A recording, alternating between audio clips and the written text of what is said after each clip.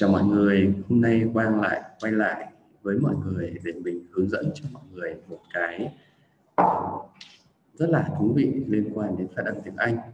Đó là 14 từ tiếng Anh mà rất là nhiều người Việt Nam phát âm không chính xác. Vậy 14 cái từ này là những từ nào? Mình hãy cùng nhau xem nhé. Bây giờ Quang sẽ chia sẻ cái PowerPoint để mọi người có thể cùng nhìn thấy.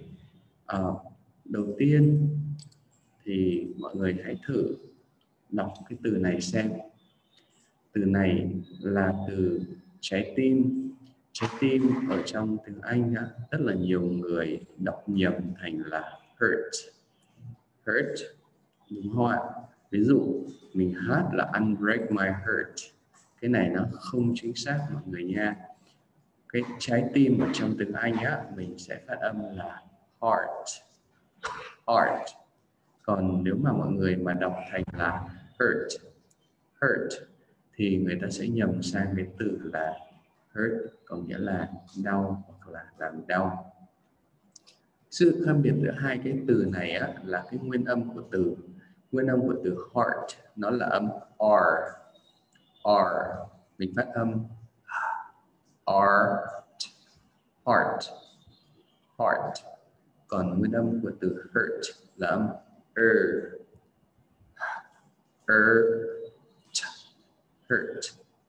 Heart. Hurt. Đó. Như vậy là mình đã xong cái từ đầu tiên. Bây giờ mình chuyển đến cái từ thứ hai, là từ mà mọi người rất là nhiều người hay đọc là tam. Đôi khi thì có một số bạn đọc là tham. Ok, thì mọi người lưu ý là cái từ này nó có nguyên âm là âm I. Do đó để đọc từ này mình sẽ bắt đầu từ nguyên âm I và thêm âm ở đằng sau. Mình đọc là I'm, thêm âm ở đầu time. Mình hỏi what time is it, nghe sẽ chuẩn hơn rất là nhiều là what time is it hoặc là what time is it. Mọi người lưu ý time. Từ thứ ba là từ có nghĩa rất là thú vị, đó là tinh khiết. Đó, mọi người hay đọc là pure. Lưu ý đây là cái cách đọc không chính xác, bởi vì mình bị thiếu cái âm cuối. Cái từ này bao gồm hai âm tiết đi, gọi là pure. Cái âm pure này là một cái âm rất là thú vị.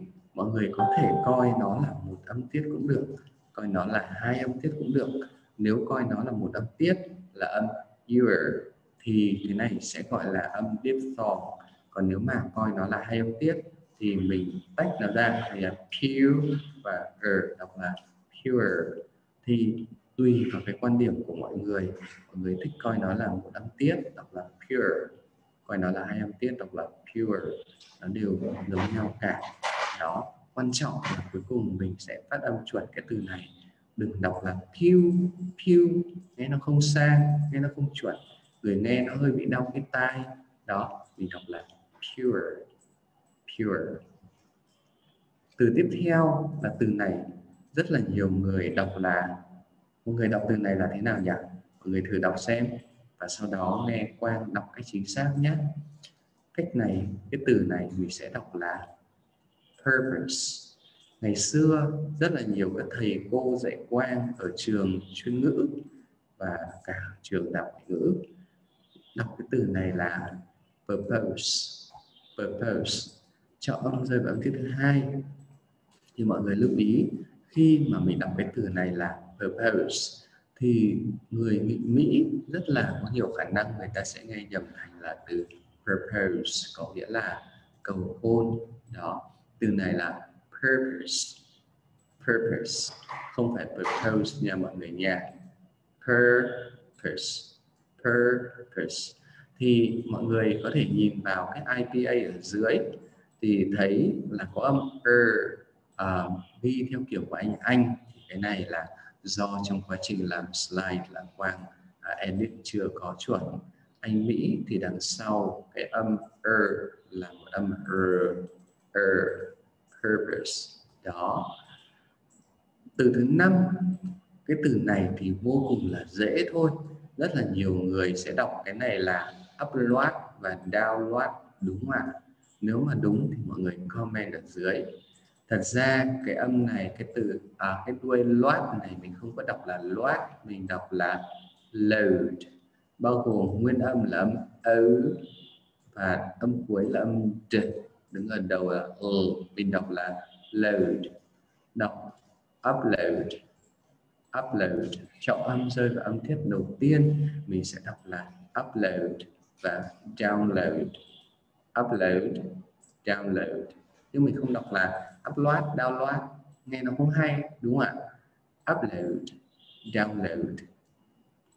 Từ thứ 6 là một cái từ mà nhiều bạn đọc nhầm, đó, hay đọc là schedule, đúng không ạ? Rất là nhiều bạn đọc là schedule. Thì cái từ này có hai cách đọc, kiểu của anh và kiểu của anh Mỹ. Kiểu của anh mình sẽ đọc là schedule. Mình có chắc không nhỉ? Schedule.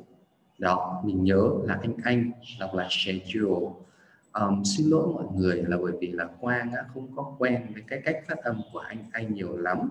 Mình quen cách cách phát âm của anh Mỹ chuẩn, cho nên là đôi khi mình đọc theo kiểu anh nghe nó ngượng mồm, nghe nó buồn cười lắm giống như là người Hà Nội mà cố nói giọng Quảng Nam nghe nó funny mà đôi khi nó không có chính xác.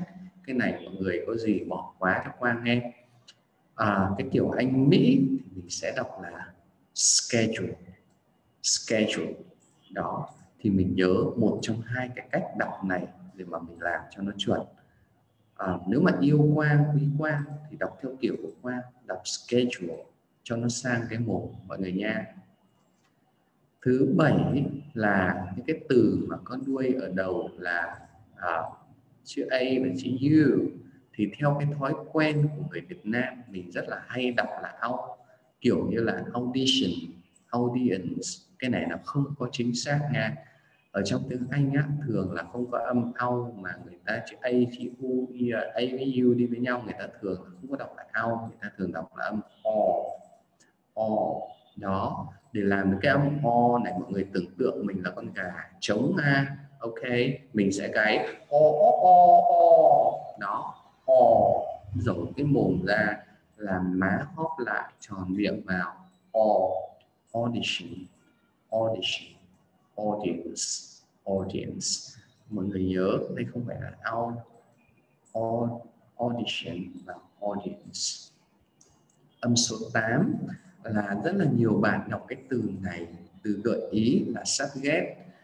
Cái này nó rất là không chính xác bởi vì là có cái âm là âm triệt, khó đọc, và cái âm này không có ở trong tiếng Việt.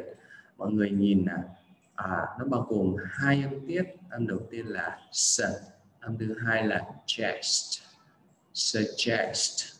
Thì cái từ này nó tương đối là khó với nhiều người Việt Nam, bởi vì là có âm triệt mà âm cuối lại là một cụm phụ âm st. Đó, cho nên là khi mà mình đọc mình hay bị bỏ cái âm s ở cái đuôi st, đọc là sắt ghét. Không phải sắt ghét, mình đâu có ghét sắt, sắt làm gì mình đâu mình ghét, đúng không ạ? Mình nói là suggest, suggest.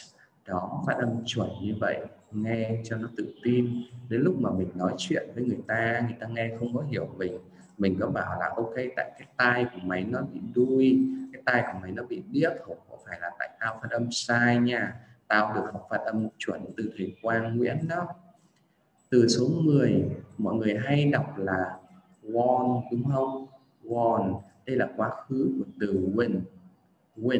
Win là chiến thắng, còn từ chiến thắng ở trong quá khứ thì đọc là won. Giống như là 1, 2, 3 vậy, 1, 2, 3. Cái từ chiến thắng ở trong quá khứ mình đọc là won. Mọi người nhớ nhé, I won the game, I won the game, có nghĩa là tôi đã chiến thắng cái trò chơi này. Còn nếu mà muốn nói là tôi thích cái trò chơi này, tôi muốn có cái trò chơi này, thì mình nói là I wanna have the game. Đó, I wanna buy the game. Mọi người lưu ý won giống như là 1, 2, 3. cái âm schwa này cũng là một cái âm không có ở trong tiếng Việt. Ý Quang nói là cái âm mà giống như là cái mũ ở trên đầu chữ ô á, là cái âm không có trong tiếng Việt, và rất nhiều người Việt Nam cũng phát âm sai cái âm này.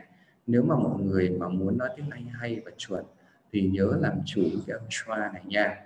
Ok. Tiếp theo là từ hire.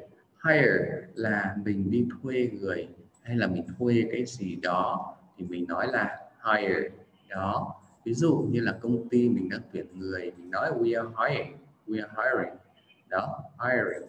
Thì mọi người lưu ý là từ hire, nếu mà mình nó mà đứng một mình á, hire thì nó bao gồm là âm higher. Đây cũng là một cái âm tương đối là thú vị. Mọi người có thể xếp nó vào âm diphthong, có nghĩa là nguyên âm đôi, hoặc là nếu thích tách nó ra cũng được, đọc là high, sau đó thêm đuôi r đằng sau, higher cũng được. Còn nếu mà coi nó là một âm thì đọc là higher đó. Anyway, miễn là mình có thể phát âm chuẩn được cái từ này là mình happy rồi. Mình đâu có làm researcher ở đâu, đúng không? Mình cũng cần phải lên diễn đàn mình nói rằng là ok, tôi thấy rằng là cái âm này là âm diphthong nó hợp lý hơn là âm này tách thành hai âm. Miễn là mọi người cứ đọc đủ là âm higher thì nghe nó sẽ chuẩn hơn là high. Ok. Rồi tiếp theo là một cái từ rất là quen thuộc, nhưng cũng rất là nhiều người phát âm sai, đó là từ giáo dục đó, education. Thì cái lỗi của mọi người khi mà phát âm cái từ education này là mọi người hay đọc là education đó. Thì cái này nó sai ở hai chỗ. Cái thứ nhất là thường là mọi người sai cái âm j thành âm d đó, mình đọc là edu, nó không chính xác, education. Và cái thứ hai là cái trọng âm của cái từ này, có một trọng âm chính rất là k và trọng phụ rất là e, cái chừa ở giữa đọc nhẹ thôi, education. Từ số 13 là một con số không may mắn lắm trong đạo Thiên Chúa. May quá, mình theo đạo Phật, mình tin vào Phật Buddha. Thì cái từ này á, thì có hai cái từ mà rất là nhiều người phát âm sai mà cũng chả lỗi gì mọi người. Ngày xưa trước khi học phát âm cái Quang sai tóe loe luôn đúng không ạ? Mình người Việt Nam mà mình cứ học theo cái kiểu phát âm của các thầy cô thì mình sai là đúng thôi đó. Nhưng bây giờ mình đi dạy người ta, mình cố mình phải chuẩn, mình bây giờ mình cái gì mình phải cố mà đúng. Sai một cái người ta bảo ôi trời, thầy đi học Mỹ, thầy ở Mỹ cả 5 năm 10 năm mà thầy nói tiếng Anh dở như giáo viên ở Việt Nam vậy, nghe nó buồn cười lắm. Sorry mọi người, mình không có ý xúc phạm đâu, bởi vì là nhiều thầy cô không có được may mắn như mình thôi. Cái từ says là chia cái động từ đi với ngôi thứ ba số ít đó. Rất là nhiều bạn đọc là says bởi vì từ gốc của nó là say, đúng không? Thì cái từ thêm âm dở cuối thì mình sẽ không đọc là âm a nữa, mình gọi là says. Tương tự với cái dạng quá khứ của từ say đọc là said, nó cũng là âm e luôn, nó không phải là said mà nó đọc là said. Đây là một cái lỗi rất là quen gặp, rất là thường gặp của người Việt Nam khi mà học phát âm tiếng Anh đó. Và cái từ cuối cùng là cái từ mà một bạn học viên bạn ấy gợi ý là thầy hướng dẫn cách phát âm của từ này đi. Thì bây giờ mình đánh nhau rồi mình dùng súng rồi, mình không có dùng gươm nữa, cho cái từ gươm này là ít khi là sử dụng. Tuy nhiên thì ở Hà Nội có một cái hồ gọi là hồ Con Rùa, nhầm, không phải hồ Con Rùa mà là hồ Hoàn Kiếm. Hồ Hoàn Kiếm có con rùa đặt cái thanh gươm xuống dưới đáy hồ thì gọi là hồ Gươm. Hồ Gươm thì nó có cái tên tiếng Anh là Sword Lake. Cái từ này bởi vì là nó đại diện cho một cái địa điểm rất là nổi tiếng, và mình có muốn giới thiệu với bạn bè thế giới của mình là ok, ở Việt Nam tao có cái hồ rất là thiêng, là cái hồ gọi là hồ Sword Lake.